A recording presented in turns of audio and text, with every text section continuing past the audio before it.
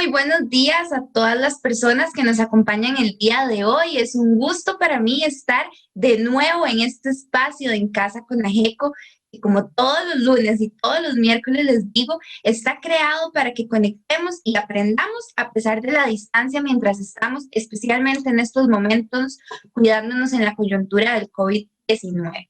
El día de hoy y para finalizar el mes, en el marco de educación que hemos tenido todas estas charlas durante el mes de abril, nos acompaña nuestra compañera Andrea Monge. Ya algunos de ustedes la conocen. Ella es trabajadora social y también es gestora del proceso de derechos humanos y proyección social. El día de hoy vamos a hablar sobre por qué es importante aprender y conocer sobre derechos humanos. Así que sin más, les dejo con la compañera. Hola, muy buenos días, tengan todas y todos. Para mí es un enorme placer poder estar compartiendo con ustedes. Hoy vamos a estar conversando sobre un tema que se enmarca dentro del tema de educación, como les decía ahora mi compañera Natalia. Entonces hoy vamos a estar conversando por qué es importante conocer y aprender sobre derechos humanos. Lo primero que quisiera que pensemos es acerca del tema de la dignidad. Entonces, si tuviéramos en este momento, si cerráramos los ojos y pensáramos en cómo se define esta palabra, probablemente las imágenes o palabras que vendrían a nuestra mente irían en torno a algunos de los siguientes elementos. La dignidad es una condición de ser persona, es una cualidad de quien es digno o digna, aunque suene un poco redundante, pero lo cierto es que diríamos que por digno es una persona que merece respeto, ¿verdad? Cuando hacemos alusión a este término, entendemos que digno es una persona que merece respeto. Y entonces, si lo llevamos, o si más bien lo pensamos en el marco de los seres humanos, diríamos que, bueno, a diferencia de otros seres vivientes, los seres humanos tenemos una identidad que conforma nuestra personalidad, que es la suma de nuestra historia, de nuestras experiencias, de nuestros sentimientos y de las relaciones que tenemos con otras personas. Entonces, para poder entrar en el tema de aprender sobre derechos humanos, lo primero que tenemos que pensar es en dónde se asientan, cuál es esa base común que tienen los derechos humanos. Y es el hecho de ser personas, ¿ok? Pero ¿qué es lo que nos iguala en el hecho de ser personas? La dignidad. Vamos a ver si ahí, ¿ok? Entonces podríamos hacernos una serie de preguntas y podríamos decirnos, bueno, pero es que entonces si estamos diciendo que lo que nos iguala en nuestro hecho de ser personas es la dignidad, ¿de qué depende ser digno o digna? Es algo que caduca en algún momento de la vida, o más bien que inicia en algún momento. Si nacemos en X año o en X país, somos personas más o menos dignas. ¿Quién debe respetar esta dignidad? ¿Verdad? Quisiera que empecemos a reflexionar sobre estas preguntas para poder entender que la dignidad es entonces esta base de los derechos humanos. Entonces, vean algunos elementos que hemos dicho hasta el momento. La dignidad es inherente, nace, está íntimamente vinculada con la condición de ser persona. Que además, como somos personas, entonces nos iguala el hecho de que todas las personas tenemos una identidad que se construye por una serie de experiencias, lo cual empieza a construir nuestra personalidad que se vincula con una historia de vida. Entonces, con esta información que tenemos, ahora sí podríamos decir, bueno, ¿de qué depende ser digno o digna? De ser humano. Caduca. ¿En algún momento dejamos de ser seres humanos? No, entonces no caduca. Si nacemos en X año o en X país, somos personas más o menos dignas. Bueno, es que el simple hecho de ser personas nos iguala en dignidad. ¿Quién debe respetar la dignidad? Todas las personas, todas las autoridades, todas las instituciones. O sea, en todos los espacios se debería respetar esta condición. Ok, entonces la dignidad es una cualidad humana, ¿verdad? Es independiente de cualquier característica que tengamos, de cualquier característica física, psicológica, de la edad, de la zona de procedencia, de la etnia, de la identidad, de expresión u orientación de género y credo, porque todas las personas compartimos el hecho de ser seres humanos.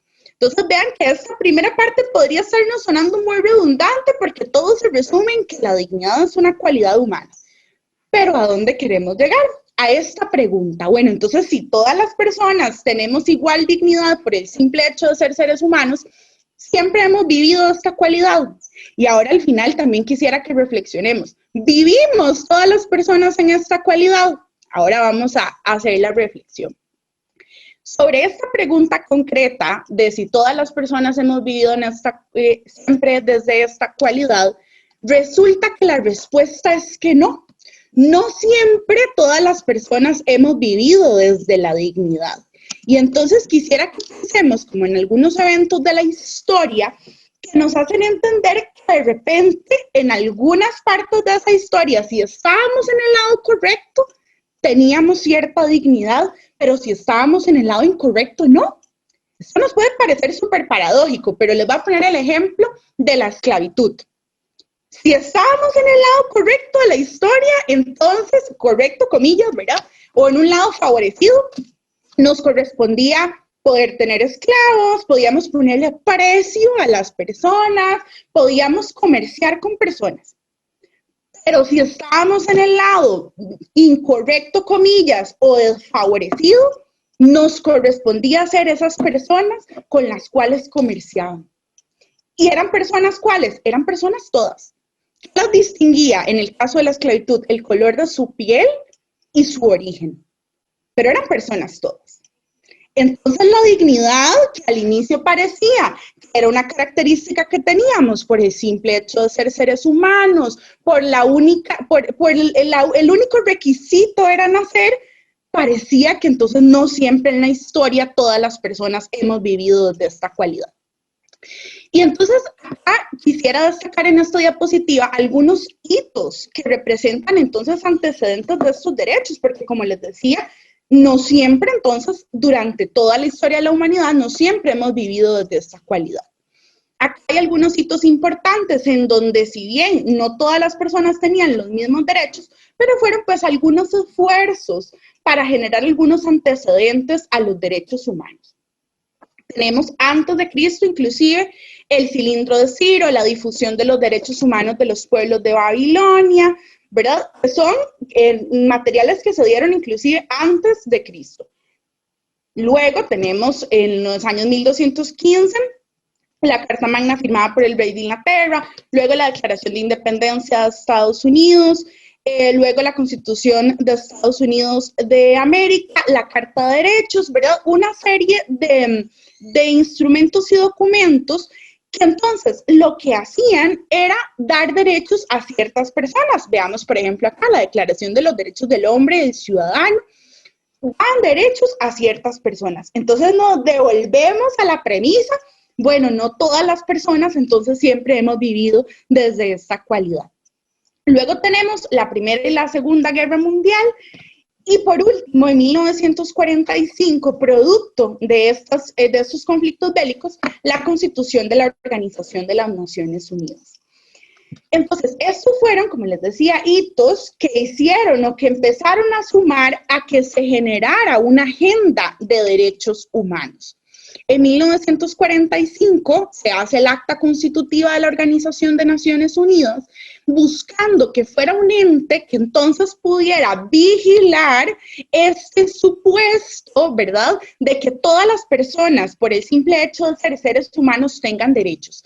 Y vean qué increíble, o sea, 1945, inclusive estoy segura que algunas de ustedes nacieron antes de esa fecha, lo vemos inclusive una fecha cercana, ¿verdad?, y es hasta este momento en donde se crea una organización que tiene ese fin exclusivo, que es velar que todas las personas, por su condición humana, tengan los mismos derechos. En 1948, ya habiéndose constituido la Organización de Naciones Unidas con la presidencia de la señora Eleanor Roosevelt, se hace la Declaración Universal de Naciones Unidas. La Declaración Universal de los Derechos Humanos, que es conocida como la Carta Magna Internacional para la Humanidad y que justamente postula los 30 derechos humanos. Ahora vamos a hablar un poco al respecto, que postula, ¿verdad?, esos primeros 30 derechos. Esta declaración se hace el 10 de diciembre, por eso el 10 de diciembre de todos los años conmemoramos el Día Internacional de los Derechos Humanos. Ese es el origen de este día y que entonces tiene como intención volver la mirada a todos esos derechos por el simple hecho de ser seres humanos, que veamos que parecía una premisa que todas las personas podemos comprender, pero que no siempre en la historia de la humanidad ha sido así. Claro, entonces ahora podemos devolvernos ya hemos comentado sobre esta información, ¿verdad? Sobre que lo que nos iguala es nuestra condición humana y ahora vamos a conversar específicamente qué son los derechos humanos. Y por derechos humanos vamos a comprender las condiciones que tiene toda persona. Y entonces acá se hacen una serie de observaciones que, ojo, no son intencionales, o sea, están ahí porque entonces muchas veces han sido motivo de discriminación. Pero acá se establece claramente que son condiciones que tiene toda persona sin distinción de edad, de sexo, de raza o etnia, nacionalidad, clase social o forma de pensar.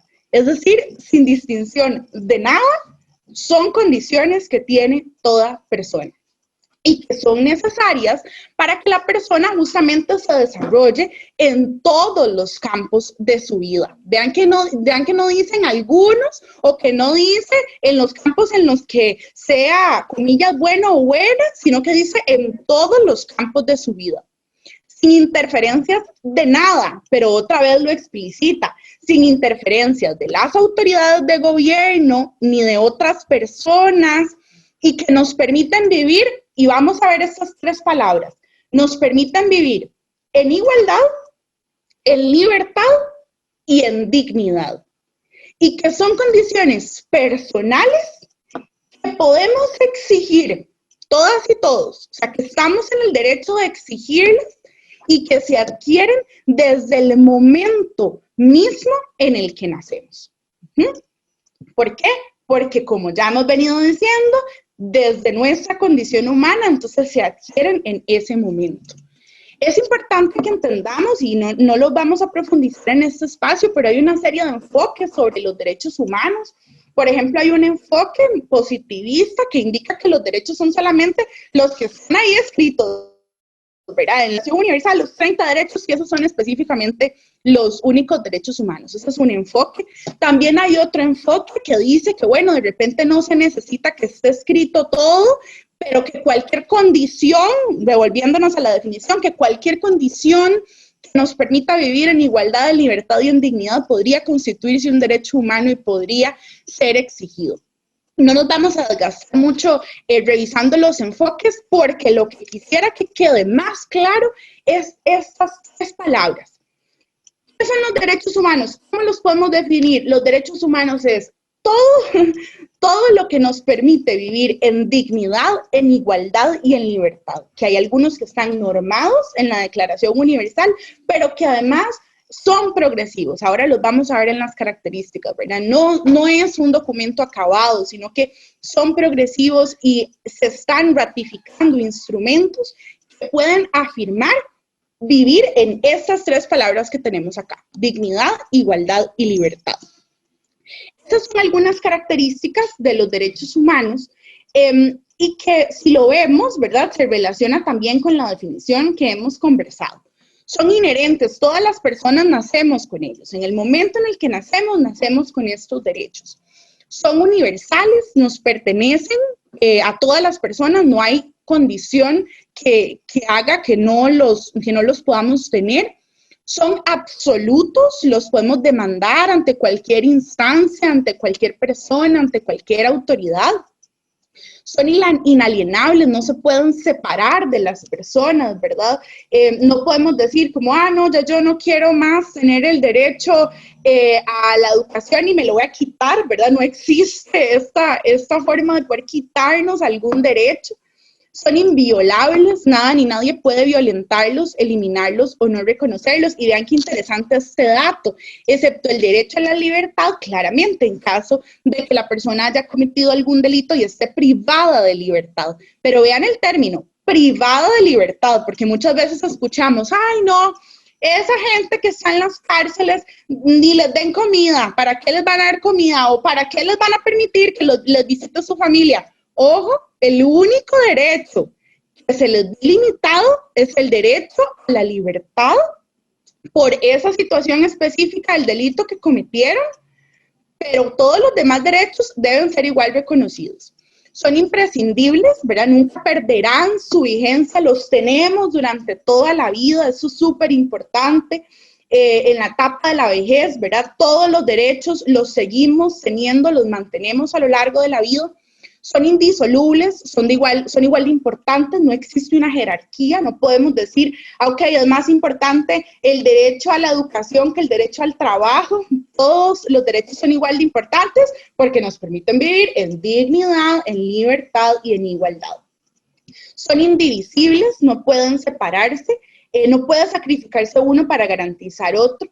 Es irreversible, ¿verdad? Una vez que un derecho haya sido reconocido por algún instrumento jurídico, no puede perderse o anularse. Y son progresivos. Ese elemento que les contaba ahora, que me parece muy importante, que es que tienen un carácter evolutivo, ¿verdad? Van siguiendo el curso, o deberían ir siguiendo el curso de la historia, de cuáles son esas necesidades cambiantes que tiene el ser humano para que puedan ratificarse como un derecho. Ok. Entonces seguimos. Porque entonces ahorita podríamos decir, bueno, entonces como personas mayores, ¿cuáles son nuestros derechos? Son los mismos que tenemos a lo largo de nuestra vida. Hay algunos derechos que son específicos, ahora vamos a conversar un poco al respecto. Pero quisiera que nos enfoquemos en este trinomio, en esos tres elementos que vemos ahí, en esos tres círculos que son necesidades, satisfactores y derechos. Vean qué interesante, una necesidad constituye un derecho y ese derecho necesita de un satisfactor para poderlo vivir. Vamos a poner el ejemplo con respecto a la educación. Tenemos una necesidad de formación, esa necesidad constituye el derecho a la educación y ese satisfactor de ese derecho va cambiando a lo largo de la vida de acuerdo a nuestras necesidades, de acuerdo a nuestras capacidades, de acuerdo a las situaciones que requerimos. Ok, entonces cuando estamos en la primera infancia, vamos al kinder, vamos a primaria, aprendemos a leer, aprendemos a escribir.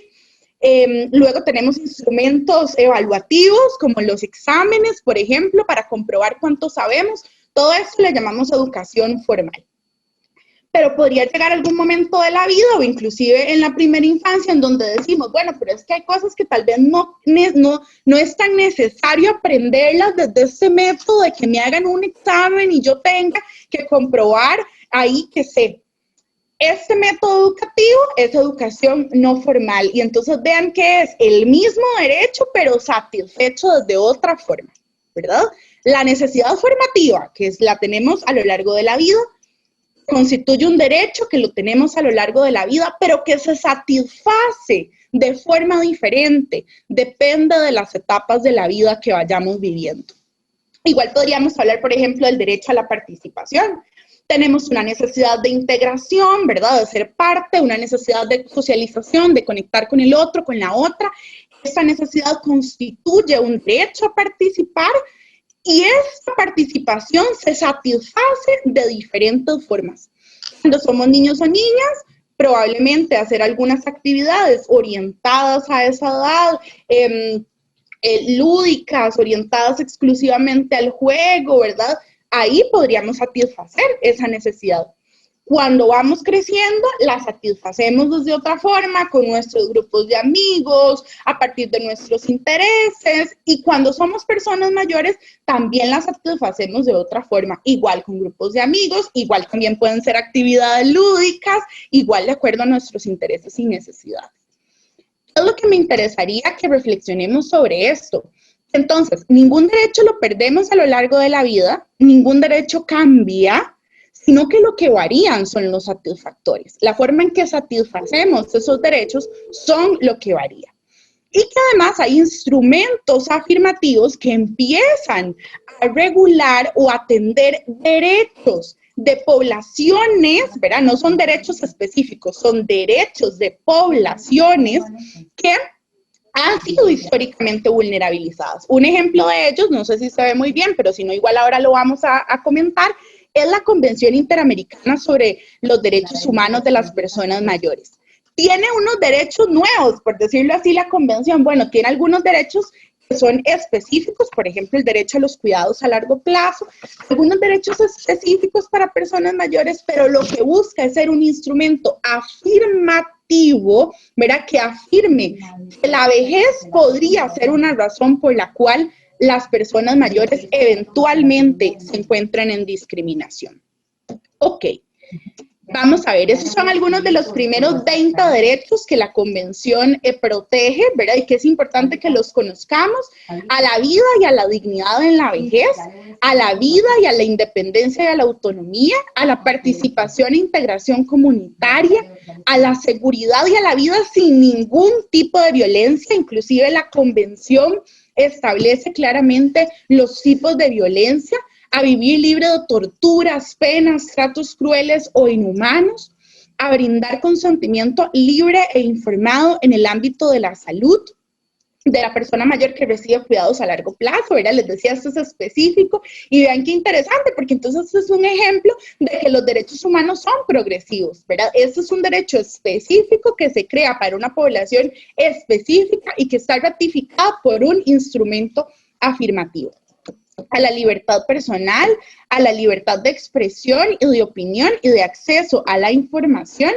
a la nacionalidad y a la libertad de circulación, a la privacidad y a la intimidad, ¿verdad? También al ser personas mayores, esto es un derecho que tenemos: a la seguridad social, al trabajo, ¿verdad? Vean qué interesante, es un derecho que tienen las personas mayores al trabajo.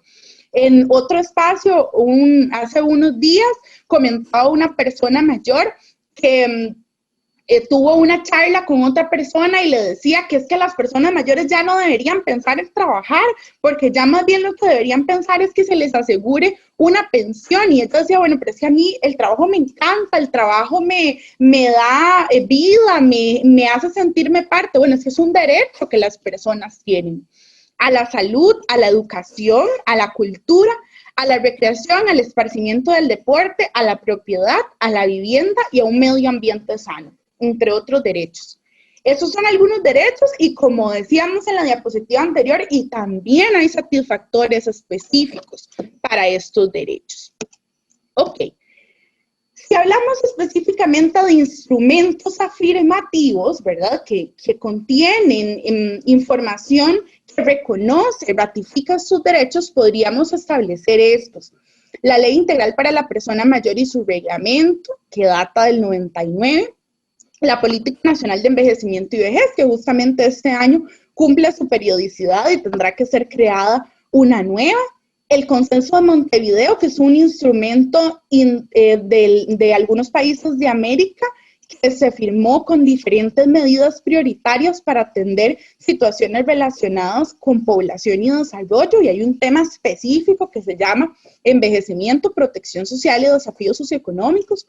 Luego tenemos la Agenda 2030, que son los Objetivos de Desarrollo Sostenible, 17 compromisos prácticos que firmaron los países y que dijeron, este es el mundo que nos imaginamos en el 2030, y entonces, ¿qué acciones vamos a hacer para llegar a ese mundo, ¿verdad? Orientados al tema de la paz, al tema de la protección del planeta, al tema del desarrollo de las personas y al tema de cómo podemos aliarnos para cumplir ese mundo que soñamos que sea de aquí al 2030.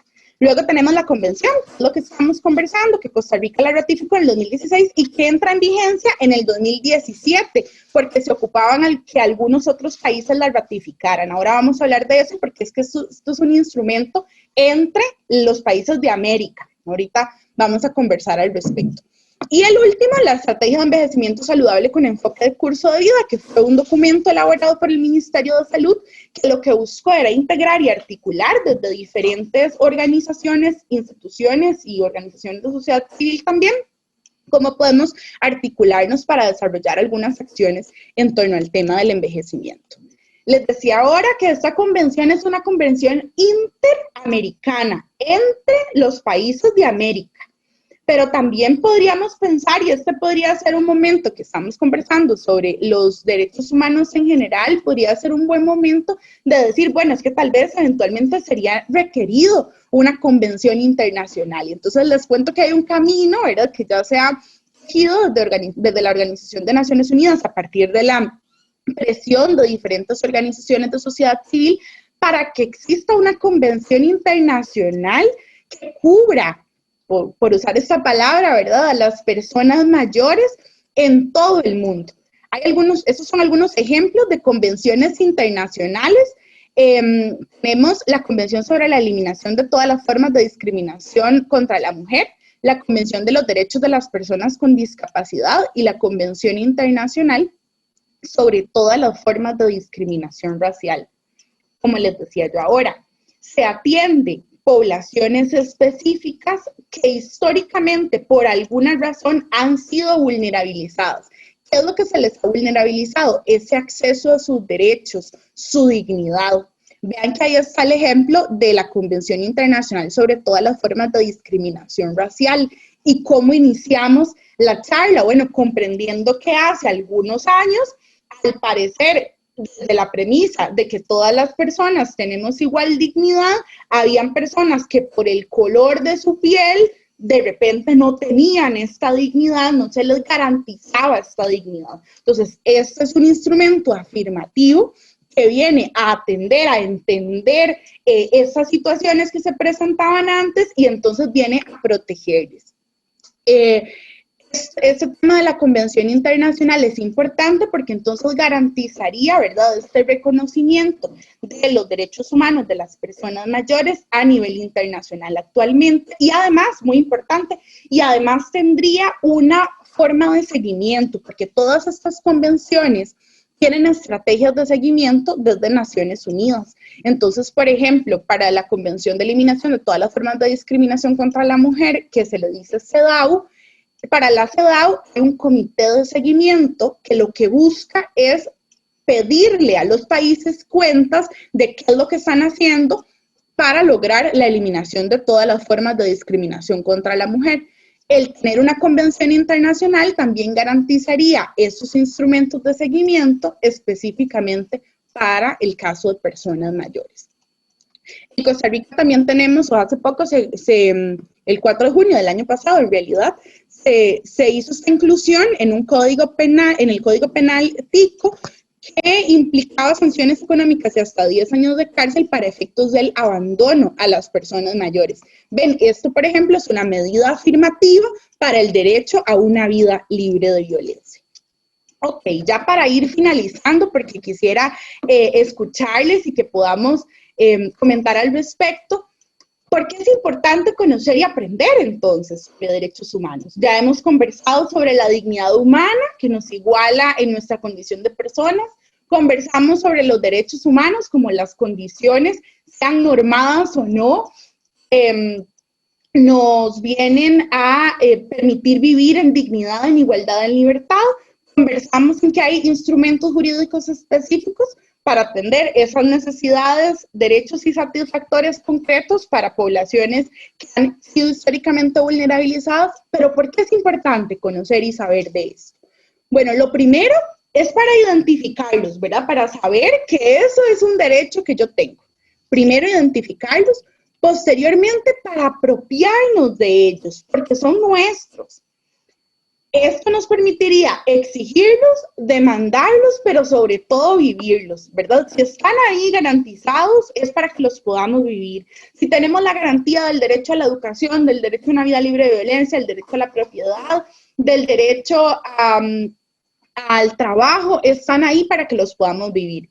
Y lo más importante, nosotras mismas, ¿verdad?, pero también todas las otras personas, ¿verdad? Los derechos humanos nos permiten generar, vivir un ambiente de paz que nos permitiría vivir en interacción todas las personas.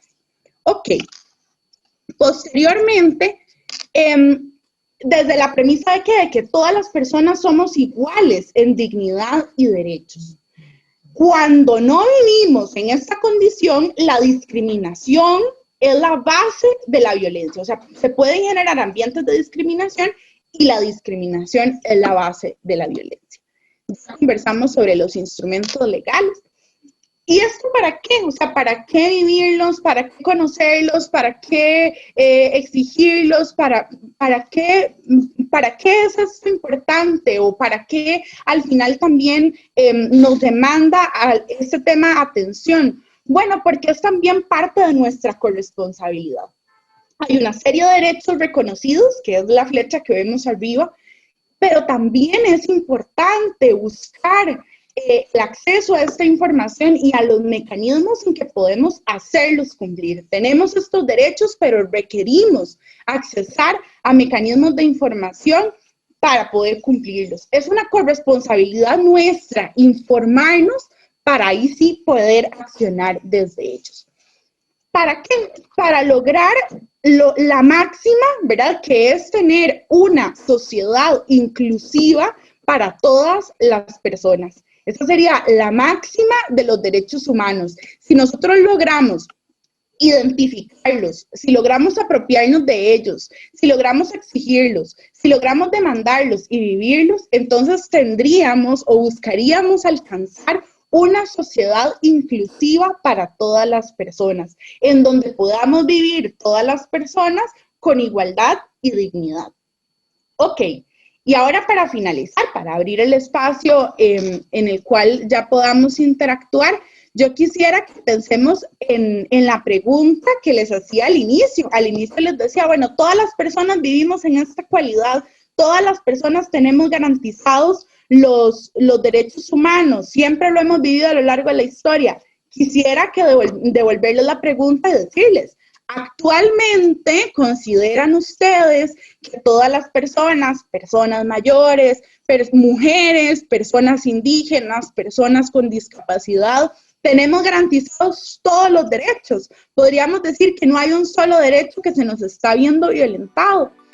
Es para eso, ¿verdad? Justo estas reflexiones que ahorita vamos a comentar, eso es lo que lleva esta charla. Bueno, es que si entonces no se están viendo garantizados, ¿qué es lo que podemos hacer y cuál es nuestra corresponsabilidad de que así sea? Entonces, abrimos el espacio para que podamos conversar.